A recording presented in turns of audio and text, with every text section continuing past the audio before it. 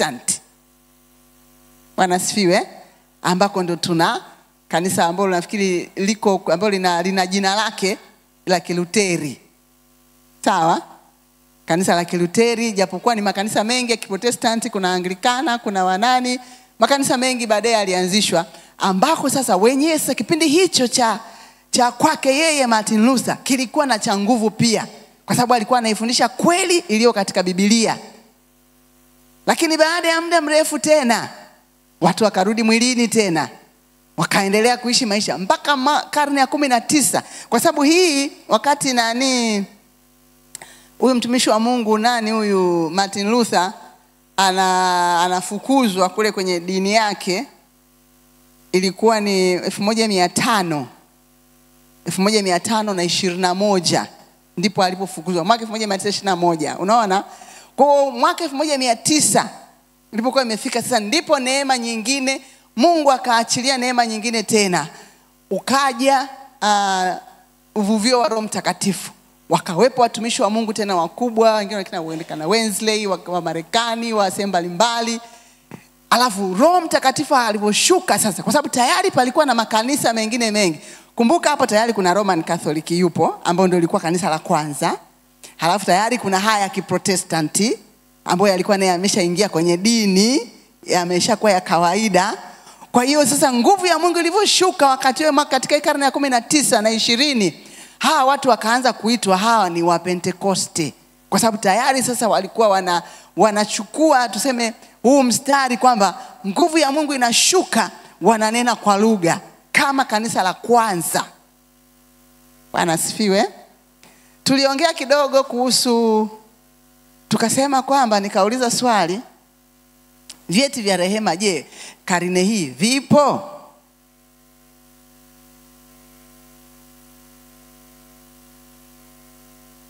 Je, wale waliokuepo Jumatano msijibu, watujibu wale ambao wapya. Je, vyeti vya rehema kwenye karne hii vipo?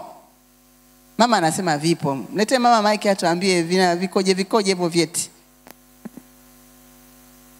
Vyeti vya rehema vipo? Alafu tuendelee kipengele. Amen. Vipo, sio kama unaandikiwa cheti, lakini unaombewa, alafu unaambiwa unalipa shilingi fulani. Yaani kuna makanisa mengine au watumishi wengine watakuombea unaumwa, au watakuombea unataka msaada wa biashara au wa nini, nataka mafanikio, lipa 100,000. Wengine akwambia hiyo 1,000,000. Wanakuangalia, alafu wanakuambia lipa 100,000, lipa shilingi 50,000, lipa hii ili uweze kuombewa, uweze kupata kile unachokihitaji. Amen, asante. Mama amempigieni mama makofi jamani. Kabisa. Hivyo ndio vyeti vya rehema vilivyopo katika karne hii hapa. Hakipo cheti kama kilichokuwepo enzi zile, kinaandikwa pale kwamba cheti. Nilikuwa nasoma leo, ukisoma kwa leo nilimuuliza ChatGPT. Nikamuuliza, unajua maana cheti cha rehema? Akanijibu, ndio. Akanielezea cheti cha rehema maana yake nini. Lakini sasa akaeleza kilikuwepo, kina maana mbalimbali, lakini anasema baadaye kanisa ambalo hili nafikiri walivyoona sasa vitu vilikuwa sio sawa, kicho cheti cha rehema kikawa kimepigwa marufuku. Hakipo tena sasa hivi. Kilikuwepo zamani. Hata katika kanisa sasa hivi hakipo tena, na ambacho kilikuwa kinaonekana unapata kamsamaha fulani hivi kama unasamehewa dhambi zako alafu unaendelea. Kwa hiyo yani hiyo historia ipo kabisa, lakini sasa hivi hakipo kama cheti huko ambako kilianzia. Lakini kwetu sisi huku kimekuja, kimekuwepo kwa namna hiyo.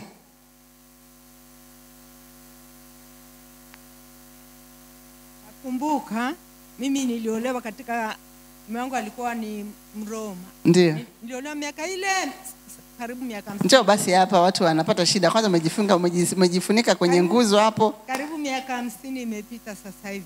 Nakumbuka ilikuwa kama ukifiwa, kama umefiwa, una misa fulani, misa ndogo au misa kubwa. Kama ni misa kubwa unalipa hela zaidi, kama misa ndogo hivi hivyo. Alafu unaombewa, unafanya misa, anatoka toharani, anaondoka kidogo kidogo, alafu anapanda mpaka anafika mahali. Baada ya kulipa sana, mnafanya ibada juu misa ngapi vile zilikuwa nyingi, ndio na hema sasa, angalau mtu wenu ameshatoka toharani, yuko mahali sahihi pazuri. Kwa hiyo kutegemea na uwezo wa hela yako na hela, au kama ni hela yake alikuwa nayo, ndio mnamlipia sasa misa kwanza, misa hivyo ni misa ndogo au kubwa, na anapandishwa. Nafikiri hicho ndio cheti cha rehema pia. Hicho inawezekana hicho nacho kipo. Hicho bado nafikiri hicho bado kipo hicho. Hicho bado kipo. Sijajua tena, maana mimi nilitoka kule nikaona hapa. Amina. Kwa hiyo tunachosema ni nini?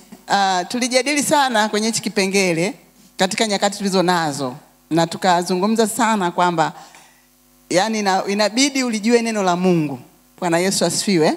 Inabidi ulijue neno la Mungu, kwa sababu tulikuwa na mifano hai kabisa. Watu wakasema kuna mahali tu mtu mwingine alikuwa na mkesha wake, si mahali fulani hapa tu mjini, na akawa anasema kwamba mkesha ule ulikuwa unatakiwa uwe na 50,000 ndio uweze kuingia bila. Kwa hiyo unakuta vile vitu vipo vinaendelea, hasa maombi.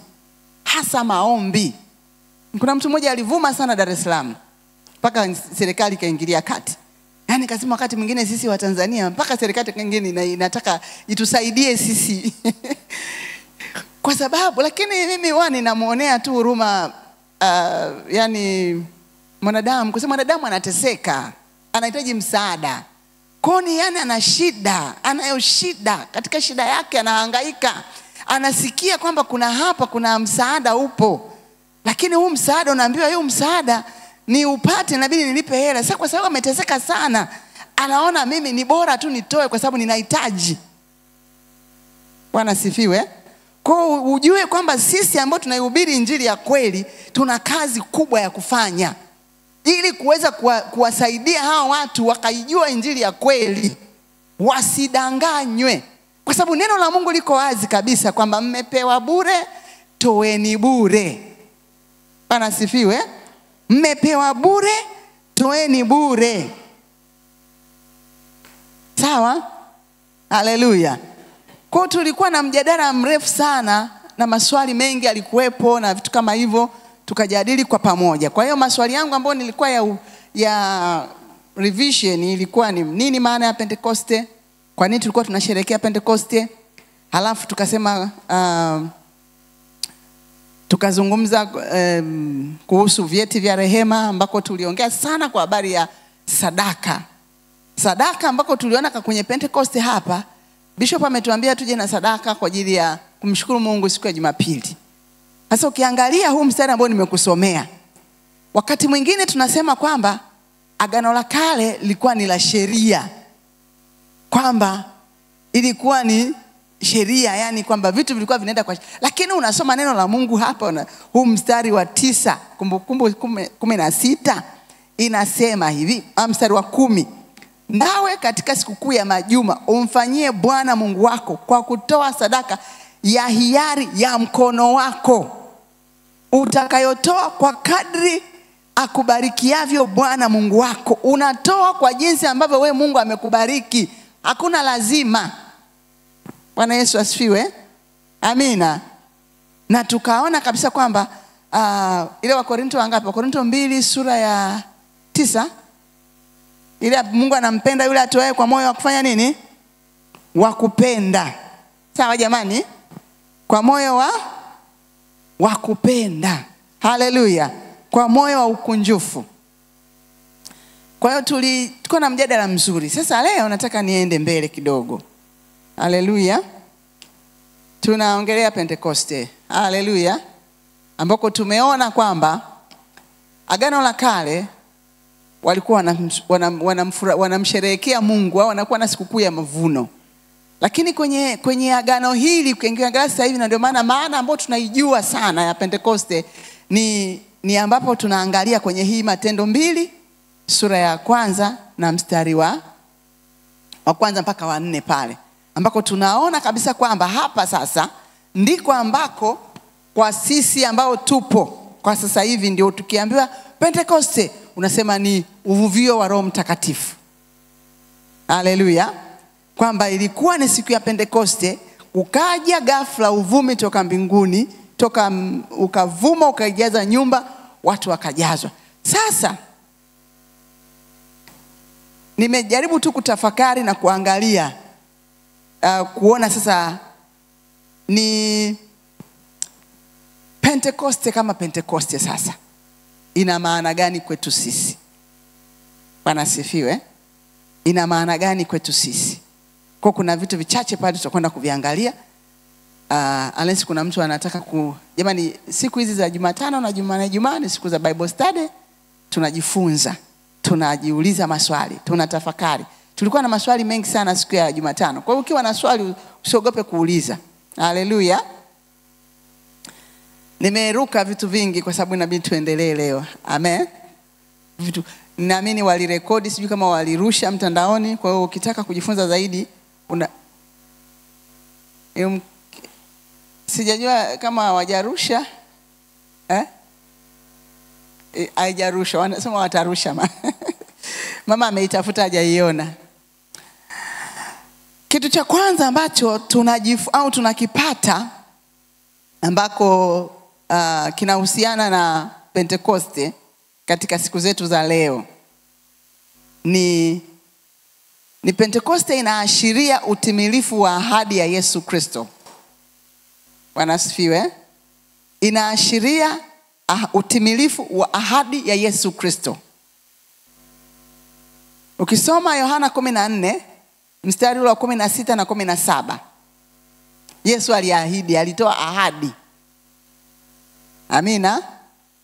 Yesu aliahidi akasema hivi, mkinipenda mtazishika amri zangu, nami nitamuomba Baba, naye atawapa msaidizi mwingine ili akae nanyi hata milele.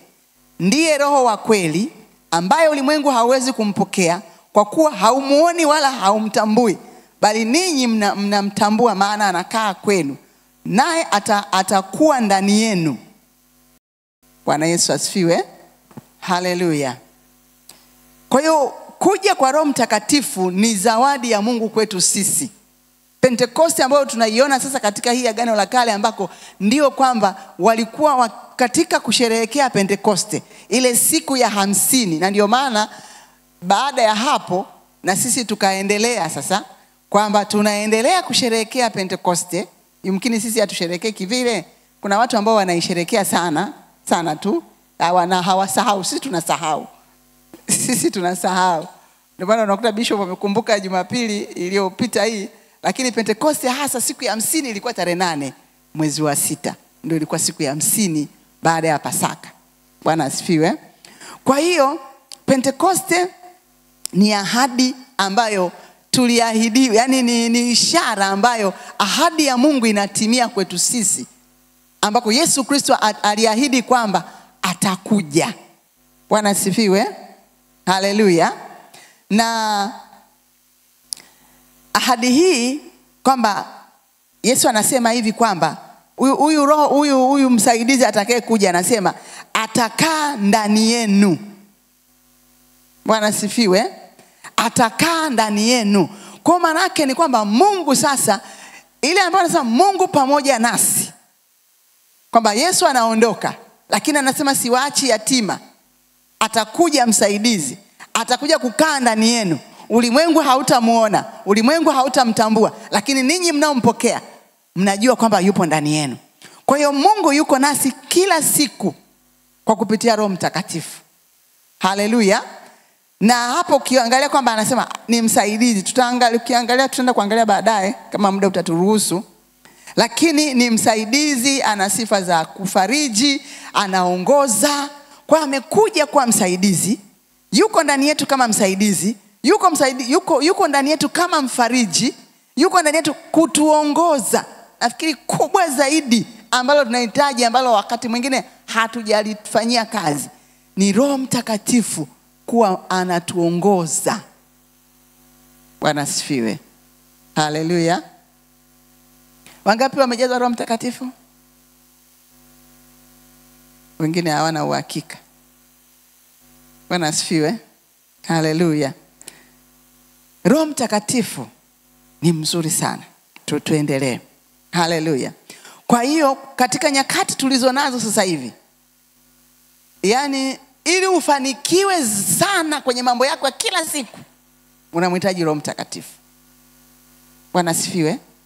Pale ambapo unakuwa umekaa, kuna siku hii wiki tu iliyopita hapa, yani kulikuwa kuna jambo, kuna taarifa ambayo nilikuwa nimeipewa. Kazi sasa ninawaza, sasa nafanyaje? Mambo ni mengi na ninawaza. Sasa siku nimeamka pale, nimepiga magoti, nikaa naomba Mungu, kaambia Roho Mtakatifu, hebu nisaidie hapa, nafanyaje? Hebu nipe nisaidie. Basi Roho Mtakatifu unakuja kama wazo. Bwana asifiwe. Kama wazo. Nikiwa nimepiga kaja, yani pale nikakatiza maombi yangu, nikachukua simu, nikapiga simu. Nikiwa nimepiga magoti yangu pale kwa sababu ile wazo limekuja, nikasema huyu Roho Mtakatifu, nikapiga simu, nikaongea na huyo mtu ambaye nilikuwa ameshananga. Kaeleza, tukaongea, tukakubaliana jambo, nikapata amani. Bwana asifiwe. Nikapata amani, maana nilikuwa naangalia kwamba ninafanyaje. Wewe ni kama vile nilikuwa natakiwa hata kusafiri, kufanyaje, lakini nikaanza nafanyaje, huku majukumu ni mengi, huku yani baadaye hivyo kaja wazo, hivi kwa nini usiongee naye kwa habari ya 1 2 3? Tukaongea naye, tukakubaliana, tukafanyaje na nini, tukafanya mchakato fulani hivi, nikapata amani. Nikamaliza ile simu, nikaendelea na maombi yangu. Haleluya. Unaweza kashangaa kwamba katikati ya maombi unapiga simu. Yani anapiga tu kabisa simu. Sababu yani nikamaliza maombi yangu, afu nikamaliza simu, nikaendelea na maombi. Nikamwambia asante Roho Mtakatifu, hilo limekuwa solved. Sasa tunaendelea na maombi ambayo yalikuwepo. Bwana asifiwe. Haleluya. Yuko ndani yetu. Tumepewa kama kiongozi. Haleluya. Jambo la pili ambalo tunaongelea ishara ya Pentekoste. Maana yake nini kwetu? Hapa tukasema ni utimilifu wa ahadi ya Yesu Kristo. Hilo ndio jambo la kwanza. Yesu aliahidi kwamba atakuja msaidizi. Baba atawapa msaidizi. Huyo msaidizi atakaa ndani yenu. Ikatimia siku ya Pentekoste. Haleluya. Jambo la pili ni ujazo wa nguvu za kiroho. Pentekoste ni ujazo wa nguvu za kiroho. Haleluya. Na ujazo huu wa nguvu za kiroho ambako tumeona, tumeshasoma pale hiyo kwenye hiyo wa Matendo 2 pale mstari wa 1. Lakini ukisoma sasa hizi nguvu za kiroho, hii sasa tunaiona pale ambako Yesu alikuwa anawaacha wanafunzi, anawaaga wanafunzi wake kwenye Matendo 1 pale ule mstari wa 8. Haleluya. Ule mstari wa 8 anaposema, lakini mtapokea nguvu akiisha kuajilia juu yenu Roho Mtakatifu, nanyi mtakuwa mashahidi wangu katika Yerusalemu na katika Uyahudi wote na Samaria na hata mwisho wa nchi. Bwana Yesu asifiwe. Ukiangalia wanafunzi wa Yesu, wakina Petro na wanafunzi wake, walikaa na Yesu miaka 3.5. Walimuona Yesu akifanya kazi. Siku nyingine wakashangaa, wanasema, hata upepo unamtii.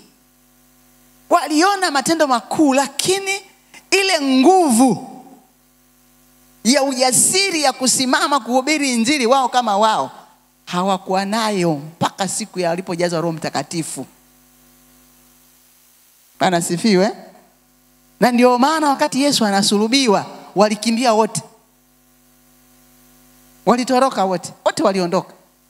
Na Petro akawa anarudi ananyemelea kidogo hivi kwa nyuma, aangalie yatajiri nini ya Bwana amekamatwa. Nini kitakachomtokea? Hata wewe ulikuwa ni mmoja wapo wewe. Sio mimi. Mimi simjui kabisa. Akapita huko akakuta watu wanaota moto. akakaa pale akawa anaota moto na wale. Yaani anafuatilia kwa sababu kuna kitu ndani mwake kinachemka, lakini hofu iko kubwa. Anambia, wewe ni mmoja wapo mimi simjui. Mama mmoja anakuambia hata kusema kwako kunadhihirisha kwamba wewe ni mwanafunzi wa Yesu. Akaruka hatua 100 akaondoka. Yeye akasema akaondoka, baadaye ndo akakumbuka kwamba Yesu alimwambia wewe utanikana. Bwana Yesu asifiwe. Hofu. Lakini tunamwona Petro. Ukisoma Matendo 2.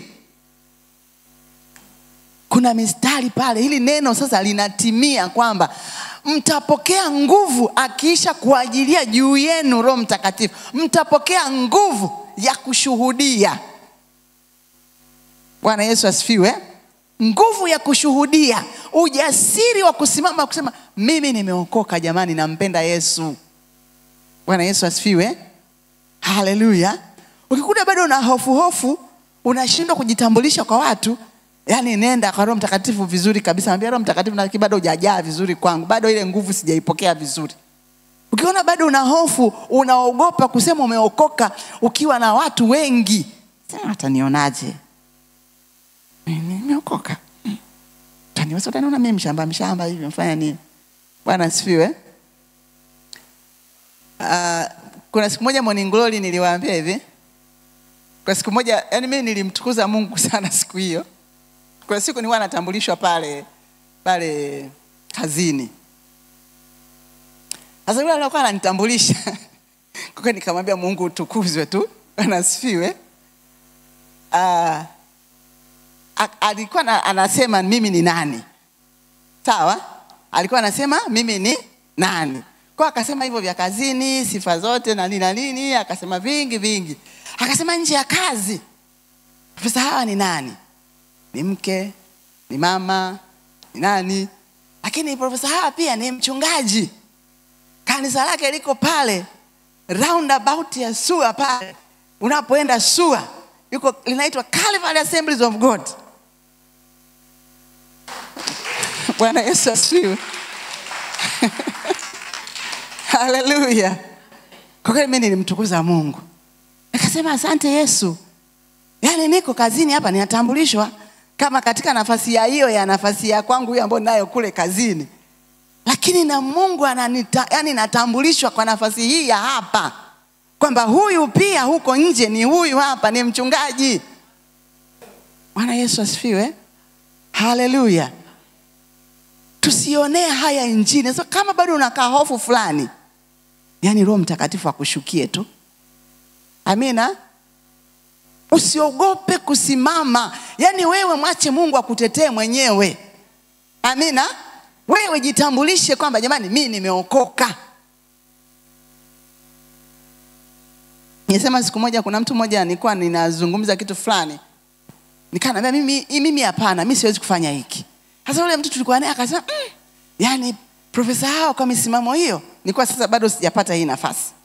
Akasema kwa misimamo hiyo unaweza ukakosa ile nafasi. Nikamwambia nikikosa basi Bwana hajataka nipate. Bwana asifiwe. Haleluya. Kwamba yeye kwa hofu zake, kwa sababu anasema kuna yani sababu nilimwambia kuna kitu ambacho sikukifanya. Nikamwambia mimi hapana hicho. Akasema sasa si wanaweza wakakunyima ile nafasi sasa kwa misimamo hiyo. Nikasema yani kama watanipa basi Bwana hajataka kunipa mimi na. Sababu mimi Bwana ndo anayeruhusu nipate. Bwana Yesu asifiwe. Mungu ndo anayeruhusu mimi nipate. Sababu kama mwanadamu anasema kama bwana huyu hapana, tusimpe huyu kwa sababu ya 1 2 3. Maana ni Mungu amewatumia anataka kama huyu bwanangu asiende huko. Bwana Yesu asifiwe. Haleluya. Kwa Roho Mtakatifu anatupa nguvu, ujasiri wa kumkiri yeye Yesu Kristo, wa kutangaza kwamba Yesu Kristo anaokoa. Bwana Yesu asifiwe. Akasema Yesu kwamba mtapokea nguvu akisha kuajilia. Kwa maana yake ni nini? Kwamba yani ili tumtumikie huyu Yesu vizuri kwa ujasiri kabisa, unahitaji Roho Mtakatifu, nguvu, yani unahitaji ule udhihirisho, kile kilichotokea pale siku ya Pentekoste ile tunakihitaji. Bwana Yesu asifiwe. Kwa hiyo Pentekoste ni alama ya mwanzo wa maisha ya kiroho yaliyojaa ujasiri, uweza wa kimungu kwa muumini. Pentekoste ni alama ya mwanzo wa maisha ya kiroho yaliyojaa ujasiri na uwezo wa kimungu kwa muumini. Haleluya. Tunaangalia Pentekoste maana yake nini kwetu sisi. Ile siku ambayo Roho Mtakatifu alishuka pale walipokuwa wamekutanika, wakajazwa nguvu. Haleluya. Lakini kitu kingine ambacho tunajifunza, tunakipata ni umoja katika utofauti. Umoja katika utofauti. Amina. Namba 3 hiyo. Namba 3. Ni umoja katika utofauti. Biblia inasema hivi, ukisoma pale Matendo 2 ule mstari wa 3, Biblia inasema kukawatokea ndimi zilizogawanyikana kama ndimi za moto uliowakalia kila mmoja wao. Wote wakajazwa Roho Mtakatifu, wakaanza kusema kwa lugha nyingine katika roho kama Roho alivyowajalia kutamka. Nao walikuwapo Yerusalemu Wayahudi wakikaa, watu wataua, watu wa kila taifa chini ya mbingu. Basi sauti hii iliposikiwa, makutano walikutanika, wakashikwa na fadhaa, kwa kuwa kila mmoja aliwasikia wakisema kwa lugha yake mwenyewe. Wakashangaa wote, wakastaajabu, wakiambiana, tazama, hawa wote wasemao si wa Galilaya? Imekuwaje basi sisi kusikia kila mtu lugha yetu tuliozaliwa nayo? Bwana Yesu asifiwe. Haleluya. Mitume lugha walioiongea pale, yani kama tumekaa hapa, yani tumekaa hapa, unapiga Kiluguru kama chote, unapiga sijui kinini, yani unaongea, wewe upo unaongea lugha ambayo wewe si mama Mchaga, wewe unajuaje hii lugha? Bwana asifiwe. Yani ndivyo ilivyotokea sasa pale kwa wanafunzi.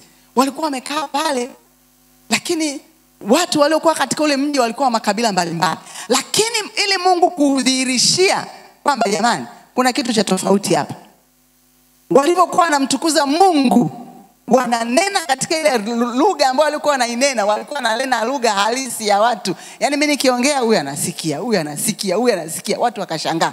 Sasa hapa nimesema kwamba umoja katika utofauti. Bwana Yesu asifiwe. Haleluya. Kwa maana yake yani tumeunganishwa na Roho Mtakatifu. Haleluya. Na tofauti zetu ambazo tunazo za makabila mbalimbali, lakini kupitia Roho Mtakatifu tunakuwa wamoja. Ile ni ishara kabisa kwamba mimi ninapaswa kuongea, wewe ukapate kunielewa. Bwana Yesu asifiwe. Yani ni umoja katika Roho Mtakatifu ambao unatokea, haijalishi tofauti zetu tulizonazo. Bwana asifiwe. Roho Mtakatifu akiwepo, haleluya, Roho Mtakatifu akiwepo, anaondoa tofauti zetu zote, tunakuwa wamoja, kunia mamoja. Bwana asifiwe. Haleluya. Nasema umoja katika utofauti. Maana yake ni kwamba sasa hapa Roho Mtakatifu analeta umoja ndani ya utofauti. Maana yake anaondoa mipaka ya kikabila, mipaka ya lugha, mipaka ya tamaduni, mipaka ya utaifa. Na ndio maana ukienda nje ya nchi ukajitambulisha, ukafika mahali ukasema mimi nimeokoka, natafuta kanisa la watu ambao wameokoka. Bwana asifiwe. Yani ni kitu cha ajabu sana. Mungu yani anavyosema huu tofauti, kuna namna fulani ambako yani ule umoja ambao upo katika roho, watu wanakupenda, wanakuona ni sehemu yao, hawakuoni wewe ni mweusi sijui una tofauti gani, watakupenda. Bwana asifiwe. Mimi nilienda hiyo nchi mara ya kwanza nilipoenda kusoma masters. Nilienda Norway. Ilikuwa mara yangu ya kwanza kwenda. Kwa hiyo unafika pale unatafuta kanisa, na tulienda kwenye kamji kadogo, wanasali kilugha chao, hata sio Kiingereza. Kwa Kwa inabidi ukae na mtu hapo pembeni akutafsiria, anayejua Kiingereza anakutafsiria. Kwa inabidi baadaye unaanza kujifunza na wewe. Kwa tulikuwa tunajifunza ile lugha, ilikuwa ni lazima kujifunza hiyo lugha. Kwa hiyo tukaanza kujifunza lugha.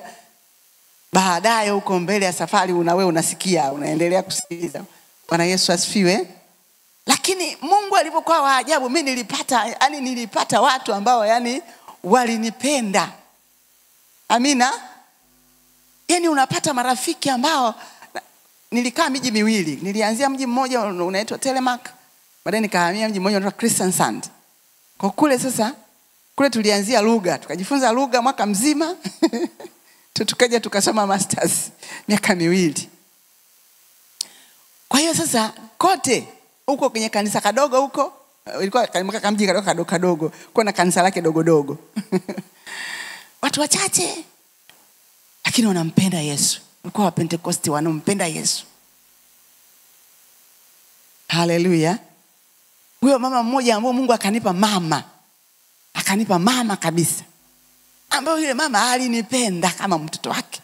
Ananiambia wewe njoo nyumbani kwangu wakati wowote. Sasa hivi ana miaka 88 hivi, anakaribia 90 sasa hivi. Kama njoo nyumbani, unaweza kaja nyumbani kwangu wakati wowote.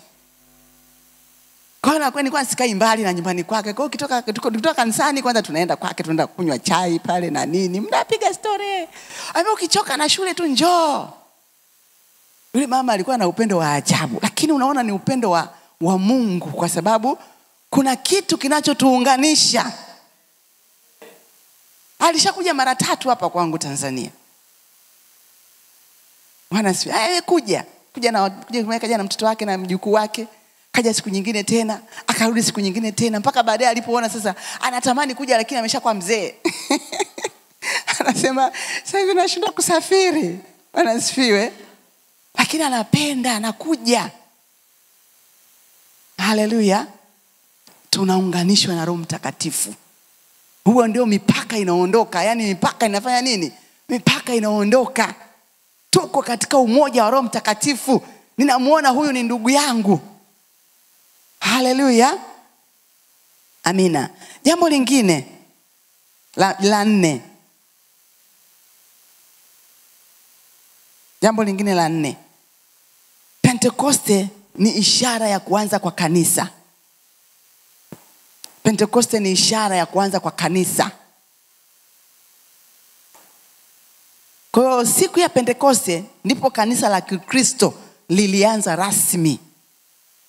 Ndipo mitume walianza kuhubiri kwa wingi na maelfu wakaokoka. Haleluya. Tunasema kuanza kwa nini? Kwa kanisa. Ukisoma Matendo 2 ile mstari wa 37 mpaka 42. Matendo 2 mstari wa 37. Biblia inasema walipoyasikia hayo, hasa hapa nimeruka mstari fulani hapo juu ambako sasa Petro, ndipo nilikuwa nakwambia kwamba Petro ndio aliyemkana Yesu. Sawa? Ngoja tuanze pale nikuonyeshe sasa huyu Petro aliyemkana Yesu akiwa amejaa hofu na mashaka ya kutosha. Anasema mimi simjui huyu jamani. Sijawahi hata kumuona. Umeona nifananisha? Mimi sijawahi kumuona huyu. Lakini hapa Petro anasimama.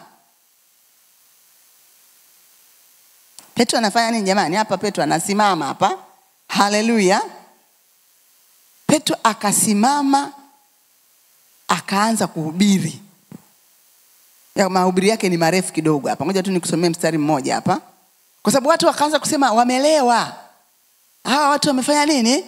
Wamelewa hawa. Asubuhi saa 3. Watu wanasema wamefanya nini? Wamelewa. Sasa Petro akasimama ule mstari wa 14. Ule mstari wa 14. Wakati watu wanaanza kudhihaki pale, hawa wamelewa kwa mvinyo mpya. Lakini Petro akasimama pamoja na wale 11, akapaza sauti yake akawaambia, enyi watu wa Uyahudi na ninyi nyote mkao Yerusalemu, lijueni jambo hili, mkasikilize maneno yangu. Alihubiri pale kwa ujasiri. Akasema sivyo mnavyodhani watu hawa hawakulewa, kwa maana ni saa 3 ya mchana saizi. Lakini jambo hili ni lile ambalo lilinenwa kwa kinywa cha nabii Yoeli. Akarifaa kwenye Biblia, akakumbuka andiko, akasema hili lilinenwa kwamba itakuwa siku za mwisho, asema Mungu, nitawamwagia watu wote roho yangu, na wana wenu na binti zenu watatabiri, na vijana wenu wataona maono, na wazee wenu wataota ndoto. Kwa hiyo akahubiri pale kwa muda mrefu. Umeona? Akawahubiria pale. Kwa mpaka ule mstari wa 37 ambako nataka nikakusomee sasa, sababu ya muda tutasoma. Wewe nenda kasome pale yale mahubiri pale. Yako marefu sana. Mpaka ule mstari wa 36 Petro anahubiri tu pale. Anawapa injili, anawapa historia. Sasa anasema mstari wa 37, tunaongea kuanza kwa kanisa. Biblia inasema walipoyasikia hayo wakachomwa mioyo yao. Waliposikia ile mahubiri ya Petro, wakamwambia Petro na mitume wengine, tutendeje ndugu zetu? Petro akawaambia, tubuni mkabatizwe kila mmoja kwa jina lake Yesu Kristo, mpate ondoleo la dhambi zenu, nanyi mtapokea kipawa cha Roho Mtakatifu. Haleluya. Alafu nitaruka kidogo pale, mstari wa ngapi pale?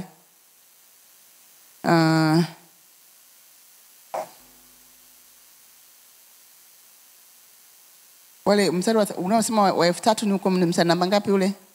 Wakaokolewa watu 3000. Ni mstari namba ngapi Kevin?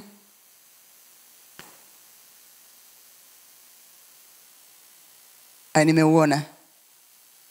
Kwa hiyo mstari wa 40 anasema akawashuhudia kwa maneno mengine mengi sana kuwaonya, akisema jiokoeni ni kizazi hiki chenye ukaidi. Nao waliolipokea neno lake wakabatizwa siku ile, wakaongezeka watu wapata 3,000. Wakawa wakidumu katika fundisho la mitume, katika ushirika, na katika kumega mkate, na katika kusali. Bwana Yesu asifiwe. Tunasema kwamba Pentekoste ni ishara ambao ni mwanzo wa kuanza kanisa la Kikristo.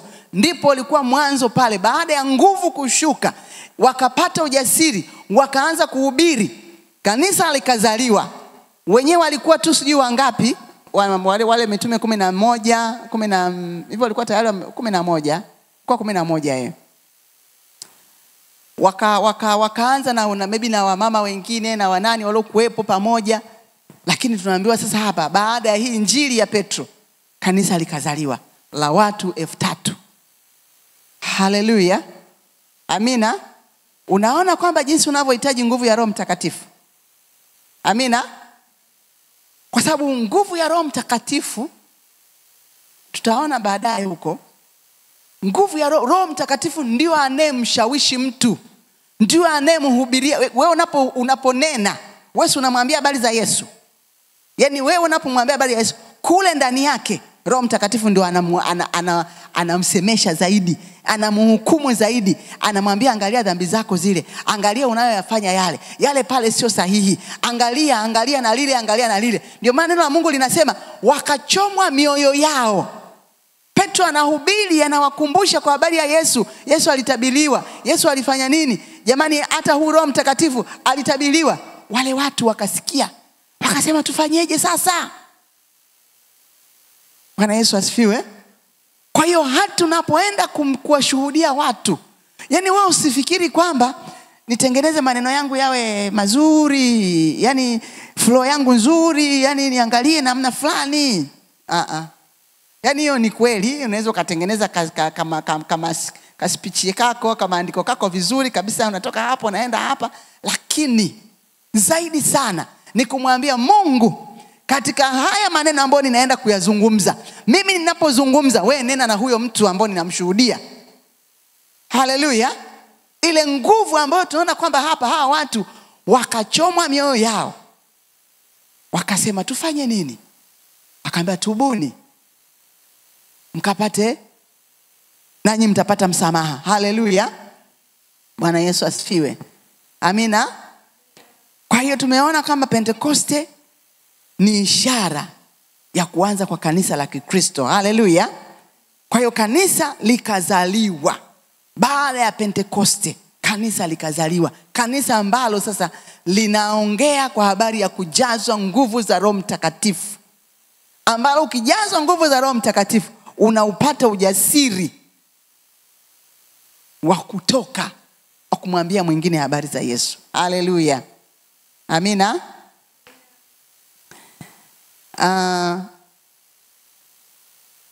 Kitu kingine cha 5 ambacho ni cha mwisho kwenye kipengele, Pentekoste inaleta mambo gani? Yani baada ya Pentekoste nini kulitokea? Pentekoste ni mabadiliko ya ndani ya mtu binafsi. Haleluya. Kumbuka tunazungumza kwa sasa hivi, kwa sasa Pentekoste ni kujazwa na Roho Mtakatifu. Haleluya. Hata siku ya Pentekoste, hiyo siku ambayo tumesema historia ilikuwa inasherehekewa, walikuwa wanamfurahia Mungu wao, wanaenda mbele za Mungu. Lakini kwa sababu sasa tunaangalia kwamba ile siku ambayo ilikuwa ndio siku ile ya 50, Roho wa Mungu aliposhuka, nini kinatokea? Kunatokea mabadiliko ya ndani ya maisha ya mtu binafsi. Haleluya. Roho Mtakatifu anaondoa yani analeta kitu kipya ndani yako. Bwana asifiwe. Kumbuka kwamba wanasema Roho Mtakatifu hakai pamoja na dhambi. Si ndio? Si tunakubaliana hapo Roho Mtakatifu hakai pamoja na dhambi. Ikiwepo dhambi, Roho Mtakatifu anaondoka. Anaondoka kabisa. Na shida ambayo ipo, unaweza ukazoea kunena kwa lugha, ukabaki na lugha yako, Roho Mtakatifu hayupo. Unasikia? Ushasikia wewe useme. Wewe ukabaki na lugha yako, Roho Mtakatifu hayupo. Ashaondoka. Kwa sababu hawezi kukaa. Mbona unasemaje? Inakuaje? Mbona yule pale mtumishi wa Mungu ananena kwa lugha? Mbona inakuaje? Anatenda dhambi. Sijui anafanyaje au anafanya hivi. Roho Mtakatifu ashaondoka zamani, jamaa kabaki na lugha yake. Kwa usitishwe. Bwana asifiwe. Jumatano niliwaambia wakati tunaongea kwa habari ya nyakati hizi, niliwaambia hivi, kuna kitabu haka tuliandika na mama Mtenga, tuliandika kitabu. Nilifundisha somo linasema angalieni mtu asiwadanganye. Bwana asifiwe. Angalieni mtu asiwadanganye. Kitabu kadogo tu haka, lakini kana vitu vizuri sana, kana maarifa mazuri sana. Kikahitaji wewe nione. Kapo. Bwana asifiwe. Na leo nimekuja na copy pale chache. Maana Yesu asifiwe.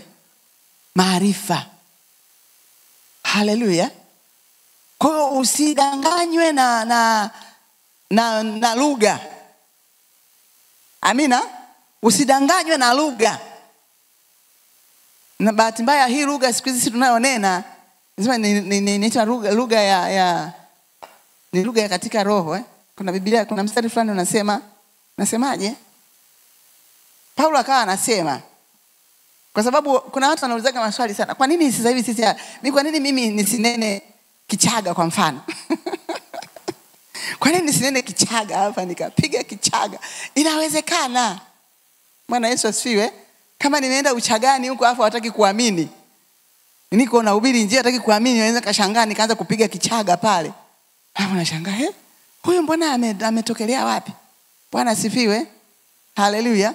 Lakini unaona kwenye Biblia Paulo anasema hivi. Paulo anasema anenaye kwa lugha anajijenga mwenyewe.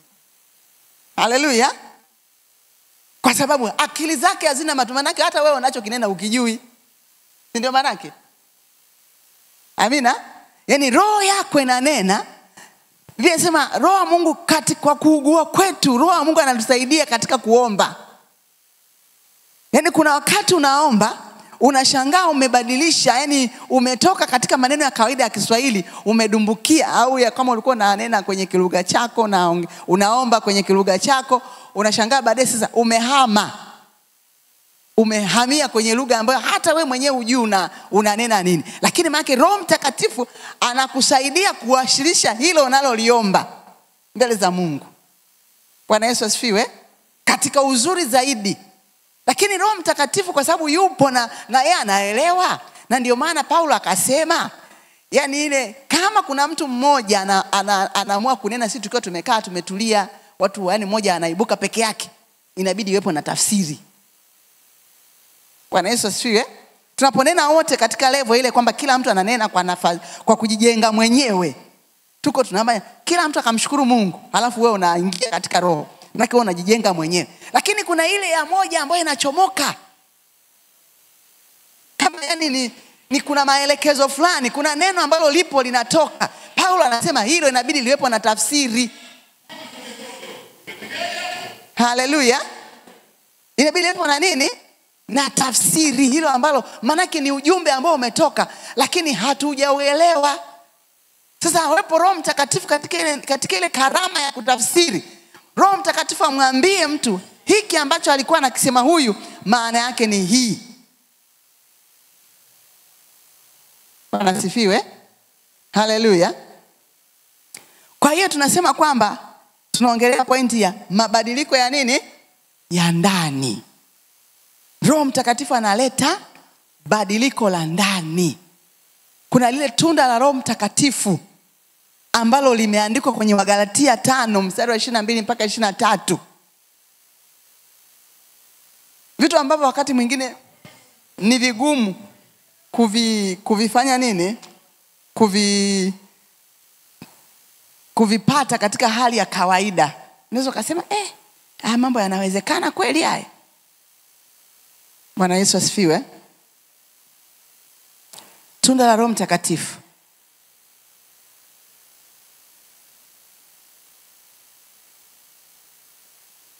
Biblia inasema tunda la Roho ni upendo, ni furaha, ni amani, ni uvumilivu, ni utu wema, ni fadhili, ni uaminifu, ni upole, ni kiasi. Anasema juu ya mambo kama hayo hakunaga sheria. Bwana Yesu asifiwe. Yani hakuna mtu kukuambia kwamba yani wewe inabidi uwe na upendo bwana, uwe na yani ile pale ni automatic, inatoka ndani. Unampenda ndugu yako kama neno la Mungu linasema mpende jirani yako kama unavyojipenda mwenyewe. Siku moja Mungu akanifundisha katika hicho kipengele, nikahubiri hapa siku moja kumpenda jirani. Nafikiri siku nyingine nitarudia, maana nimehubiri siku nyingi sana hicho kipengele cha kumpenda jirani kama nafsi yako. Sio rahisi. Bwana asifiwe. Umpenda, afu jirani ni nani sasa? Jirani ni nani? Ni yule anayekaa naye karibu hapa? Ni huyu hapa ambaye nakaa naye kwenye kiti kimoja hapa? Ndio jirani yangu. Bwana Yesu asifiwe. Kitu tunaongelea upendo wa Roho. Huyo Roho Mtakatifu ndo anayesababisha kumpenda. Biblia inasema kwamba maadui zenu muwapende, muwaombee. Tiani. Kumpenda jirani, kumpenda adui sio kazi ndogo. Haleluya. Sio kazi ndogo kumpenda adui yako.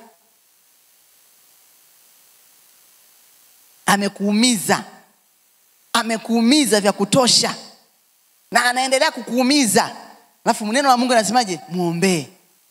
Kwa kufanya hivyo unamwachia Bwana, unampalia makaa juu yake. Yaani wewe unavyompenda unamruhusu Mungu, sasa Mungu ndo anayemwadhibu. Bwana asifiwe. Nikasikia hadithi moja. Mtu mmoja alikuwa anatoa ushuhuda wake mahali fulani. Akiwa hajaokoka, alijaribu sana kulipiza kisasi kwa mtu ambaye alimtesa huko alivyokuwa kijana mdogo. Kwa alitafuta kila namna, alitaka kuua, alitaka kufanyaje, akachoma nyumba, akafanya nini. Kila alivyokuwa ile mabaya mengi anampata. Paka siku moja akakutana na mama moja, ndipo yule mama akaanza kumpeleka kanisani. Anambia achana na hayo mambo, achana nayo, lakini ndani mwake ilikuwa ni chuki kubwa. Sababu yule mtu alichukua mali zake, babake alikufa alafu mali zake zikachukuliwa. Kwa kana kisasi cha kulipiza kisasi. Kwa nini wamechukua? Lazima nirudishe mali zangu za baba yangu. Sasa mwishoni anachosema kwamba baada ya mimi sasa kuachana nacho, na kwa sababu nilikuwa napelekwa kanisani, hapo tayari amesha mpaka yuko kilema. Kilema kwa sababu nini? Kwa sababu yule aliyekuwa anapambana naye alikuwa na nguvu zaidi. Kwa kila alikuwa akijaribisha, yeye anaumizwa zaidi. Kwa hiyo nafikiri pigo la mwisho alisababisha mpaka sio alikuwa anafanya nini, akawa kilema. Yaani akawa miguu yake si imefanyaje, akawa anapelekwa kwenye anasukumwa na wheelchair. Sasa ndio baadaye anasema nilipokuwa naenda kanisani ndipo moyoni mwangu nikaanza kujisikia kwamba yani ile uchungu kaanza kuondoka. Ile nikasema nimeachana nayo, siwezi kumfuatilia tena. Sasa ndipo anasema siku moja huyo mama ambaye alikuwa ni mama mlezi wake, alikuwa ni mama mlezi tu ambaye alikutana naye mahali fulani akawa anamlea, akamwambia nina taarifa fulani lakini usije ukafurahia. Akasema taarifa gani? Akamwambia yule mtu ambaye uliokuwa unapambana naye amefungwa maisha. Akasema imekuwaje? Anasema alimpiga mlinzi wake kafa. Kwa si mlinzi alifanyaje, akampiga mlinzi akamuua, kwa baadaye amefungwa maisha. Kwa anasema baada ya hapo ndipo akasema nikaja nikaambiwa na mahakama zinaweza nikaanzisha tena kesi nyingine upya kwa ajili ya mali za baba yangu, nikapata mali za baba zangu zote. Lakini wakati anapambana mwenyewe hakufanikiwa, aliumizwa zaidi. Lakini mpaka aliposema sasa nimeacha, Mungu akaamua kumtetea kwa namna yake nyingine kabisa. Bwana sifiwe. Roho Mtakatifu, kwa mfano kwenye swala la kusamehe, wewe uliokuwa umeumizwa, huwezi kwa juhudi zako mwenyewe, hutaweza. Ukifikiri unajua wale wanaotaka kulipiza kisasi wanafikiri kwamba nikilipiza kisasi ndipo nitapata amani. Yaani ndio anafikiri kwamba yani nitakapolipiza kisasi ndipo nitapata amani, nitatulia. Kumbe haipo amani kama hiyo, haipo kabisa. Kwa yule amani ya kweli ya kumsamehe adui, Roho Mtakatifu ndo anaweza kukusaidia. Bwana Yesu asifiwe. Roho Mtakatifu ndo anaweza kukusaidia. Haleluya. Amina. Kuna mtu ananyongeza, kuna mtu ana swali? Nataka nihamie kipengele kingine.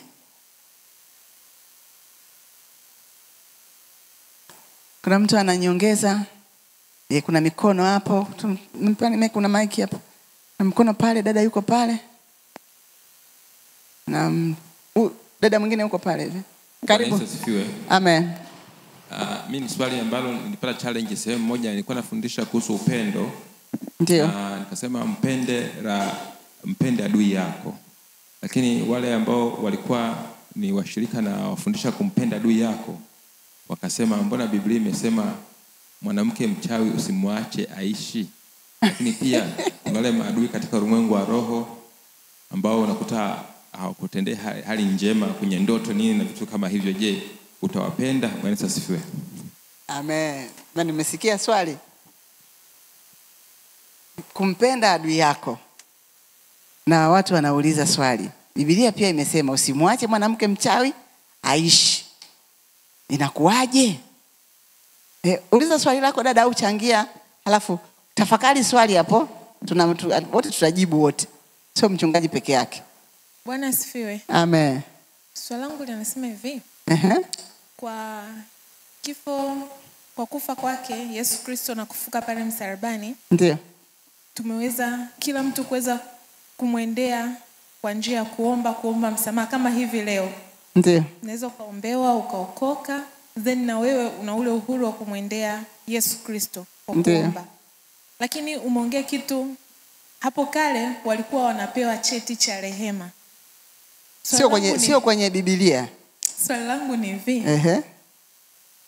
Walipokuwa wanapata iko cheti cha rehema kwamba wamesamehewa, nafsini kwao unakuwa kwa namna gani? Ni tofauti na namna, yani ilikuwa ni mpango wa Mungu kwa namna ile, alikuwa anawajia kwa namna ile, au ilikuwa ni kama the way sasa hivi baada ya kufa na kufuka kwake Yesu Kristo? Amen. Bwana asifiwe. Amina. Hilo swali la dada kwamba kulikuwa kuna vyeti vya rehema. Hilo tunaliweka.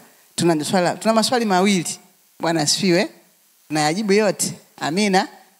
Labda nianze la binti hapa. Vile vyeti vya rehema ilikuwa ni katika mwili, havikuwa katika roho. Ilikuwa ni katika kufarijiana. Umeelewa? Ni katika kufarijiana. Yani wewe nafikiri ukipata kile cheti wewe unaendelea kutenda dhambi zako tu alafu unajifariji kwamba mimi niko sawa kwa sababu nina cheti cha rehema. Kile cheti umenunua. Sawa? Na kile cheti hakikuepeleki mbinguni. Yani kilikuwa tu kinakufariji tu hapa duniani kwamba niko vizuri. Kulikuwa ni mpango wa mwanadamu kwa ajili ya kumfariji mtu mwingine, kama vile ambako mimi nasema kuna mpango mwingine ambao pia siku moja nilikuwa natafakari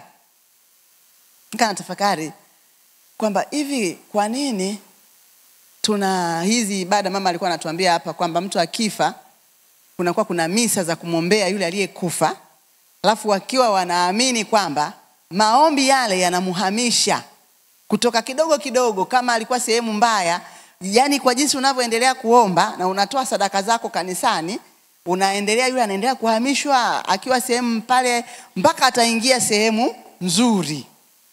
Kwa siku moja mimi nilikuwa natafakari nikasema ule ni mpango wa mwanadamu wa kumfariji mwanadamu. Umeona?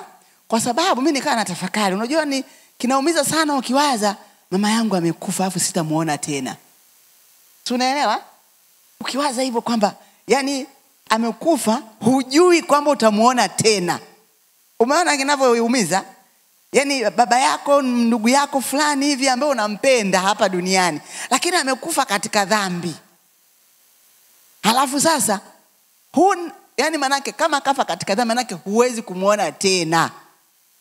Kwa hiyo mpango wa mwanadamu aliyoutengeneza mzuri wa kufarijiana. Muombee. Atatoka huko aliko afike mahali sahihi alafu utaenda kumuona. Mimi ndo nilipata majibu hayo katika tafakari yangu. Kwamba ule mpango Bwana ule wa maombi kwa ajili ya ndugu zetu waliokufa ni katika kufarijiana sisi ambao tuko hapa. Nikiwaza sitamuona mama yangu tena, baba yangu tena, Mungu kamrehemu, mrehemu. Anasogea kidogo kidogo. Bwana asifiwe. Kwa hiyo ule mpango dada wa vyeti vya rehema ulikuwa sio mpango wa kibibilia. Ulikuwa ni mpango wa wanadamu ambao walijitengenezea wenyewe kwa ajili ya kufarijiana wenyewe. Lakini hicho cheti kilikuwa hakikusaidii chochote, hakikupeleki mahali popote. Na ndio maana kwamba akatokea mtu wa Mungu aliyekuwa anaisoma Biblia vizuri, akiona hiki kinatokea wapi? Mbona hakipo kwenye Biblia? Biblia inasema kwamba tunamwendea Yesu Kristo moja kwa moja. Na hiki cheti cha rehema sio kwamba kilikuwa kabla ya Yesu. Kilikuwa baada ya Yesu. Yesu ameshakufa msalabani, ameshaondoka, Roho Mtakatifu ameshamwagwa, ila tu ni kwa sababu ya maisha yetu tunayoishi tunaendelea tunarudi nyuma. Bwana asifiwe. Haya, turudi kwenye swali la ndugu yetu Mwalimu Yusufu. Anasema Biblia imesema kwamba tuwapende maadui zetu. Lakini pale Biblia inasema kwamba usimwache mwanamke mchawi akaishi. Sasa je, Biblia inajipinga yenyewe? Majibu sasa. Karibuni kwa majibu kabla mimi sijatoa majibu yangu. Wewe unaonaje? Mchungaji Evans. Evans kwanza nataka kusema. Kevin hapa. Kevin sema kwanza kabla mchungaji. Amen. Pastor, mimi naona kwamba swala la tuseme mchawi na wewe vita yako na yeye inapiganiwa rohoni.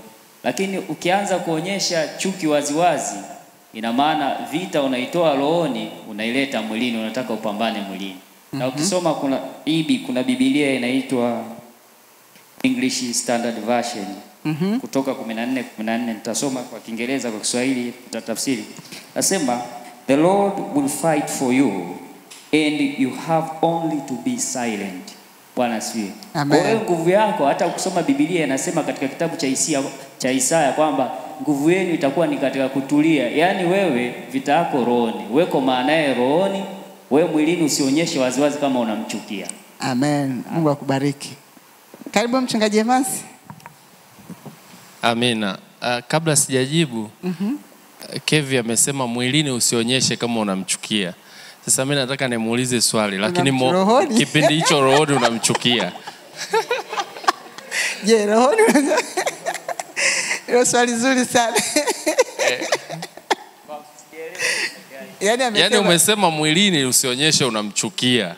Kwa hiyo wakati huo moyoni utakuwa unamchukia? Of course, unajua kama pastor, labda niseme kama tuseme, unajua kuna wazazi wengine wachawi. Unakuta mtu mzazi ni mchawi, mama mchawi. Huwezi ukaonyesha waziwazi, bwana mimi nakuchukia wewe mama kwa sababu wewe ni mchawi. Bwana asifiwe. Wewe unamshughulikia rohoni, huku mwilini muonyeshe kwamba nini mambo yako sawa. Lakini bado hujajibu sasa swali. Moyoni unamchukia? Ndio maana kuna Roho Mtakatifu. Endelea hapo kujibu hilo swali, ujibu na hilo swali hapo. Bwana Yesu asifiwe. Amen. Labda tu nirekebishe Kevin alivyosema, vita yenu nini, ushindi wenu uko katika kutulia.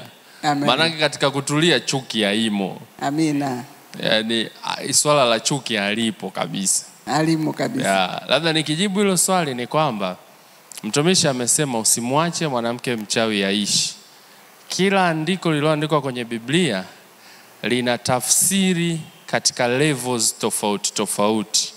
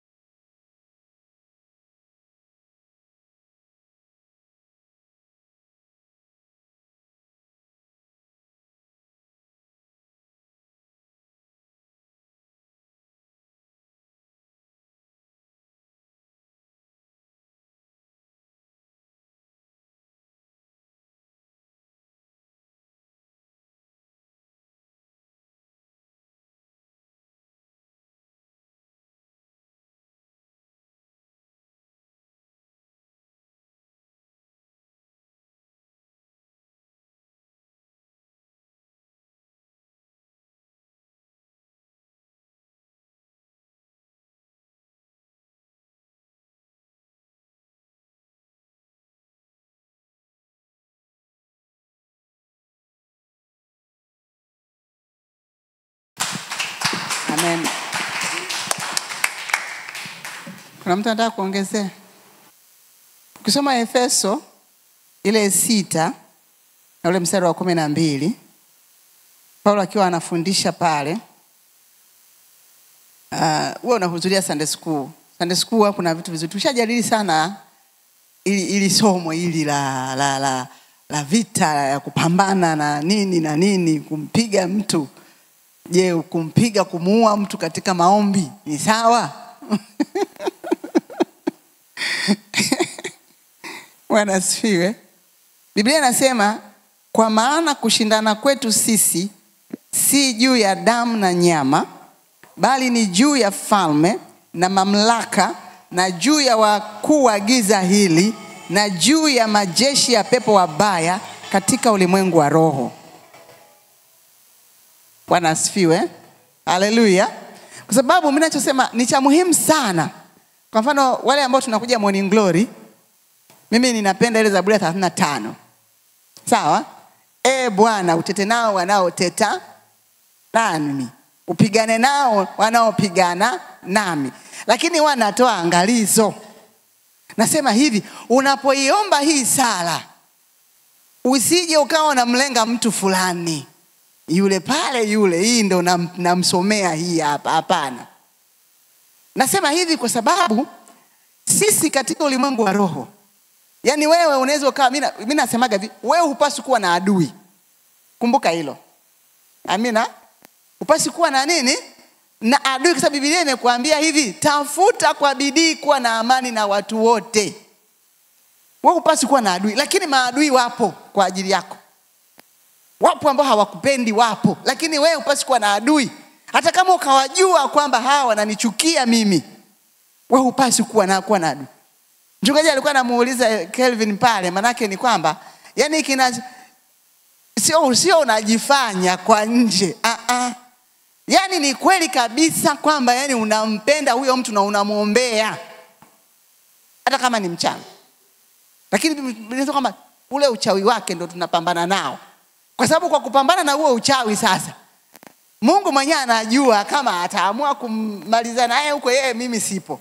Mimi napambana na huo uchawi. Utakapoondoka, kama rehema za Mungu zikawepo, akapata rehema na yeye akapata neema kama wote tumepata sisi, akaacha, akasema jamani mimi nilikuwa mchawi, leo nimepata neema, nimeokoka. Si wapo jamani wanaokoka? Si wapo? Wanaokoka wapo, wanapata neema. Bwana sifiwe. Vita vyetu sisi ni juu, sio juu ya mwanadamu mwenzako, sio juu ya damu na nyama. Haijalishi huyo amekufanyaje. Bwana sifiwe. Ndio maana kwamba hivi tunamhitaji Roho Mtakatifu. Haleluya. Kwa sababu kwa akili zako huwezi. Yaani unafikiri ni rahisi tu kwamba nimemsamehe. Haiwezekani. Unahitaji nguvu. Ndio maana tunasema nguvu ya Roho Mtakatifu inabadilisha, inaondoa ile chuki. Unashangaa, unaanza kumuombea, unasema hajui alifanyalo. Wewe unafikiri Yesu ilikuwa ni rahisi pale kusema msalabani, Bwana uwasamehe kwa sababu hawajui walitendalo? Nafikiri ni rahisi? Unasema kwa sababu yeye alikuwa Mungu, lakini alikuwa ni binadamu halisi. Alikubeba binadamu aishi na sisi, atuonyeshe kwamba unaweza ukaishi duniani halafu ukampendeza Mungu ukiwa duniani. Bwana sifiwe. Haleluya. Kwamba aliishi duniani katika umwili ule wa kibinadamu ili kutudhihirishia sisi kwamba na sisi tukimpenda huyu Yesu, tukampokea Roho Mtakatifu, inawezekana tukaishi maisha ya kumpendeza Mungu. Bwana sifiwe. Haleluya. Kwa hiyo manake nini? Vita vyetu sisi si juu ya damu na nyama. Bwana sifiwe. Na katika maombi yako usimuombee mtu ukampiga, ukaanza kusema ninampiga huyu. Na kweli anaweza akaondoka. Sawa. Lakini mimi nasema hivi, kwa sababu neno la Mungu mwenyewe amesema hafurahii kifo cha mwenye dhambi. Hiyo neno la Mungu. Kwa maana yake sisi tunachopaswa ni kwamba, kwa sababu mimi nasema hata mimi jamani si nilikuwa mwenye dhambi. Kwa maana yake ni kwamba huyo pia naye, yani kama mimi ambavyo nimepata neema ya kuokolewa, ninampenda Yesu, ninafurahia wokovu, huyo ambaye anafanya hayo ni Paulo anasema tulipokuwa katika yani akili zetu, yani zamani tulipokuepo huko. Paulo mwenyewe alikuwa muuaji, you can imagine. Ameua Paulo, watu ameua, Wakristo ameua. Lakini Mungu anaonyesha kwamba anampenda kila mtu, haijalishi amefikia level ipi. Lakini sisi tunapendaga huyu bwana amezidi huyu, dhambi zake zimekuwa nyingi mno. Mchungaji Abihudi yule mwimbaji, Abihudi nani anaitwa yule kaimba, anasema Mungu sio nani? Mungu sio Abihudi. Na wimbo wake fulani anaimba anasema yani Mungu angekuwa mimi, yani anasema mimi nisingevumilia anaoendelea duniani. Anasema wewe ni Mungu tu, yani wewe ni Mungu peke yako, yani wewe ni wa pekee, yani huwezi kuwa kama. Maana anasema mimi siwezi kuvumilia mwanaume anaenda kujiuza sokoni pale, siwezi kuvumilia. Yani anaongea yale mambo ambayo ni ya ajabu ya kutisha, halafu bado Mungu anatunyeshea mvua wote. Hao wanaofanya mambo ya ajabu mabaya, mtu anaua mtoto wake anatafuta hela. Bwana asifiwe. Jumatano tulisema hivi, ngoja nikupe hicho kipengele kidogo cha mwisho hicho. Tulikuwa tunaongea kwa habari hii ya sisi tulitokea wapi tukadumbukia huko. Tulikuwa tunasema kwa habari ya sadaka, tunga mambo ya sadaka, kumtolea Mungu sadaka kwa moyo wa kupenda. Na tukao na vyeti vya rehema na vitu kama hivyo. Ndio tukaa mtu mmoja akasema kwamba anatokea mtumishi anasema toa sadaka uweze kufunguliwa, toa sadaka uweze kuponywa, toa sadaka ya mzaliwa wako wa kwanza, toa sadaka. Mimi nikasema hivi kwamba kuna sentensi nyingine ambao wanaitumiaga watu wengine ambao wanataka wakushawishi utoe sadaka kubwa. Anasema wenzio kule wametoa sadaka za kutosha, wametoa kafara za kutosha, wanaoshindana na wewe. Halafu wewe unatoa, unacheza unatoa sadaka kidogo kidogo hapa. Unafikiri utaweza? Sasa mimi nikasema huyo anayeshindana na mimi kamtoa mtoto wake kafara, kaenda katoa mwanae, au kamtoa mama yake. Sasa wewe utatoa nini ili muende atipa, manake utoe mtoto, si ndio? Ili ulingane naye utoe mtoto, ili umzidi utoe wa pili, ndio? Si mashindano katika hiyo level hiyo tunayoambiana hiyo, kwamba yule ametoa sana na mimi nitoe sana. Utatoa nini? Lazima utoe na wewe, kama yule katoa mtu na wewe utoe mtu. Lakini hatuwezi kushindana katika hiyo level. Haleluya.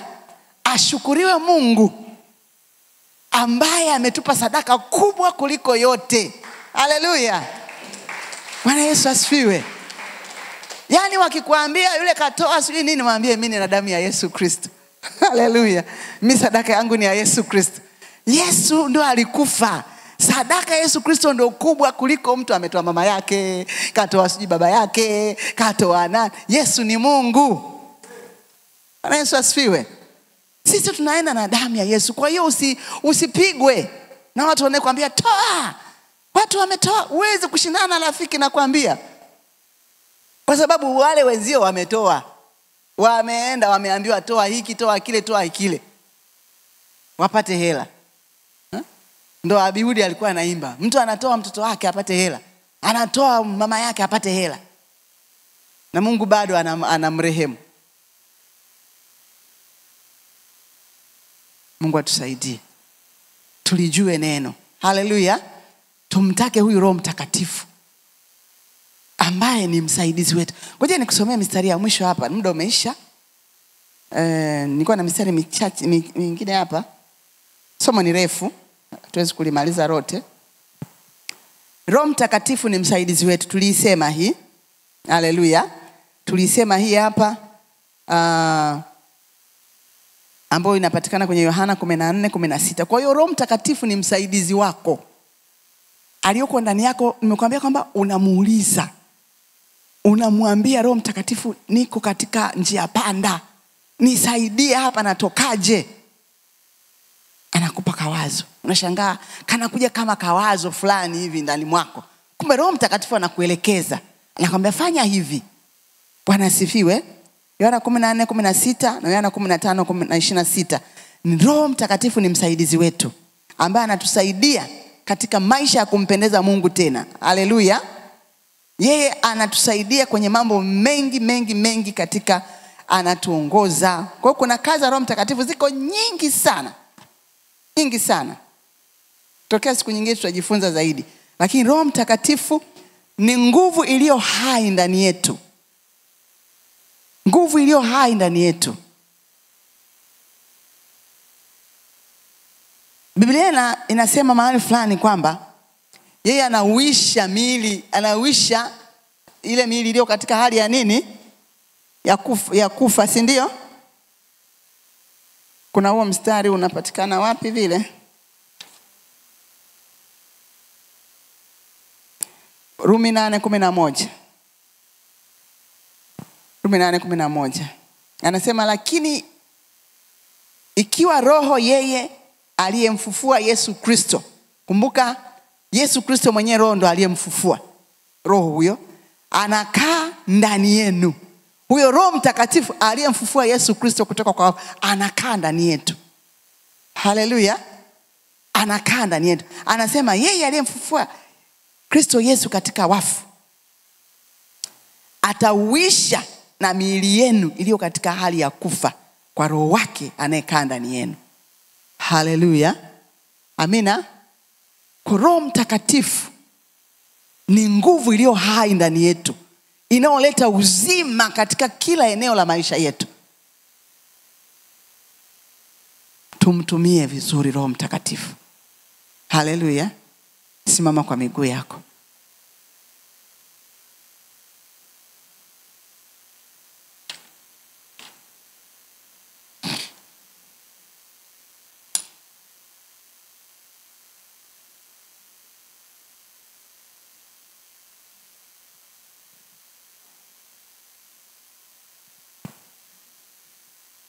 Sema, Bwana Yesu, ninakushukuru.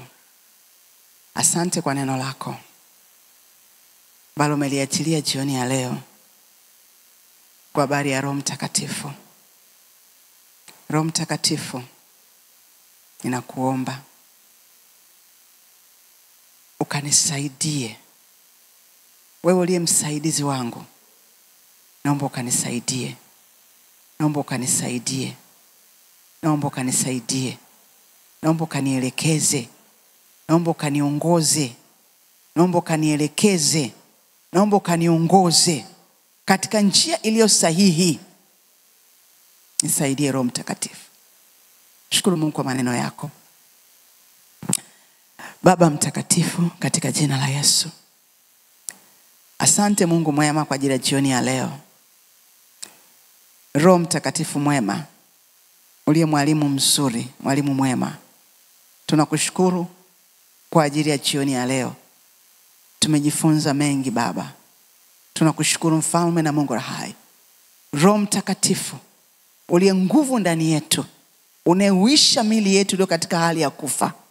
Baba, katika jina la Yesu Kristo mwana Mungu hai, chochote ambacho Mungu Baba hakiko sawa katika miili yetu, kama kuna ugonjwa aina yoyote, kama kuna udhaifu aina yoyote, kwa mamlaka ya jina la Yesu na kwa nguvu ya Roho Mtakatifu anayeishi ndani yetu, akauishe miili yetu Baba, akauishe viungo vyetu Baba, akauishe miili yetu Baba, tukapokea uzima tele uliouachilia pale msalabani. Ukasema imekwisha, magonjwa yamekwisha, kila udhaifu umekwisha, kwa jina la Yesu Kristo mwana Mungu hai. Natamka uzima kwa kanisa lako Bwana. Natamka uponyaji kwa kanisa lako Bwana. Endelea Roho Mtakatifu kuwafundisha na kuwaelekeza, uliye mwalimu mwema. Asante Roho Mtakatifu, tusaidie tunapolitafakari neno lako, ukatufundishe, ukaifunue ile kweli ndani yetu, ile kweli ikawe hai ndani yetu, katika jina la Yesu Kristo mwana Mungu hai. Baba, ninakushukuru kwa ajili ya jioni hii njema. Ukalibariki kanisa lako Bwana. Mungu wangu na Baba yangu, ukawatunze, ukawalinde wanapoingia, ukawalinde wanapotoka. Neema yako Mungu ikapate kwa juu yao, na uwafanikishe Baba kwa katika yote ambayo wanayafanya Jehova, katika jina la Yesu Kristo mwana wa Mungu hai. Tunakurudishia sifa zote na utukufu wote kwa ajili ya jioni hii njema. Asante Mungu mwema, hata kwa ajili ya sadaka ambazo tutakwenda kutolea jioni ya leo. Mungu wangu na Baba yangu, ukazipokee Baba na kuachilia baraka zako juu yao, katika jina la Yesu Kristo mwana wa Mungu hai nimeomba na kushukuru. Wote tuseme amen. Amen. Na Mungu awabariki. Haleluya. Kama unahitaji kitabu cha Angalieni Mtu Asiwadanganye,